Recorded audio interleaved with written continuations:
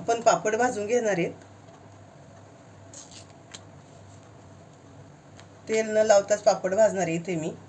इथे छान दोन्ही साईडने आपला लाल कलर झालाय पापड्याचा। अशा पद्धतीने मी बाकीचे पापड भाजून घेते। आपण काढून घेऊया। इथे आपण पापड भाजून घेतलेत। आता हे कुस्करून घेणार आहे।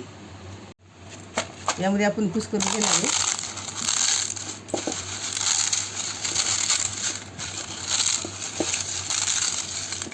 आपले पापड कुस्करून झालेत।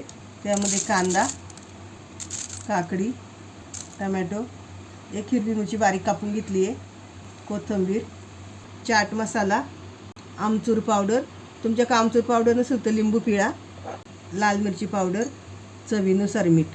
पापड्याला मीठ असते तो अंदाज घेऊन तुम्ही मीठ टाका। ते सगळं आपण मिक्स करून घेऊ।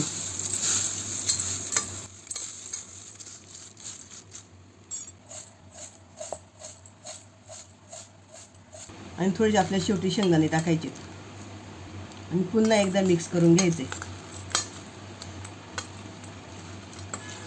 एखादा त्या पापड्याचा मोठा तुकडा राहिला असेल ना तर तो असं जरा चमच्याने बारीक करून घ्यायचा।